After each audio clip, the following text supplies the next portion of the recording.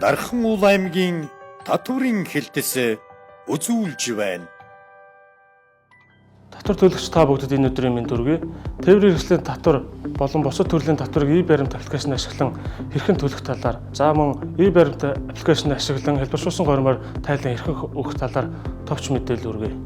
Иргэн та өөрийн e-баримт аппликейшнийг ашиглан үйлчлэгээ цэс рүү нэвтрэн орж, тээврийн хэрэгслийн татвар гэсэн зэгсэнд нэвтэрч, автомашины дугаарыг оруулан төлөх товч дарснаар татврын төлөх хэмжээ дэлгэрэнгүй гарч ирэх ба төлөх товч дарснаар харилцагч банкны интернет банкыг ашиглан бүрэн төлөх боломжтой. Татвар төлөгч та тээврийн хэрэгслийн татварыг онлайнаар төлөхдөө Smart Card CGM гэсэн сайтаар хандан тухайн тээврийн хэрэгслийн дугаарыг оруулж өгч хайх товч дарснаар баталгаажуулах код гарч ирнэ. Тухайн баталгаажуулах кодыг бүрэн хийж өгсөний дараа өргөжлүүлэх товч даран татвар хоромж гэсэн зэс рүү орно.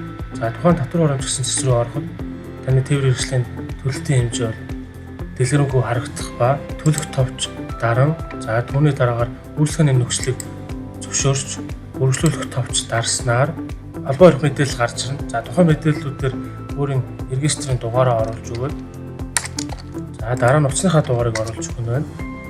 За түүний дараагаар мэйл хаягаа оруулж өгөөд өргөжлүүлэх товч дарна. За өргөжлүүлэх товч дарснаар Монгол банк буюу Купэй гэсэн хоёр сонголт гарч ирнэ. За тухайн Купэй дээр дараа нь өөрийн интернет банкыг ашиглан Купэй уншуулж тухайн тээврийн хэрэгслийн татварыг бүрэн төлөх боломжтой байна. За төлөлт хийгдсэний дараа таны бүртгэлтэй мэйл хаяг дээр төлбөрийн баримт ирсэн байх ба түүнийг та хэвлэн авч ашиглах бүрэн боломжтой. Дархан Уул аймгийн татврын хэлтэс үзүүлж байна.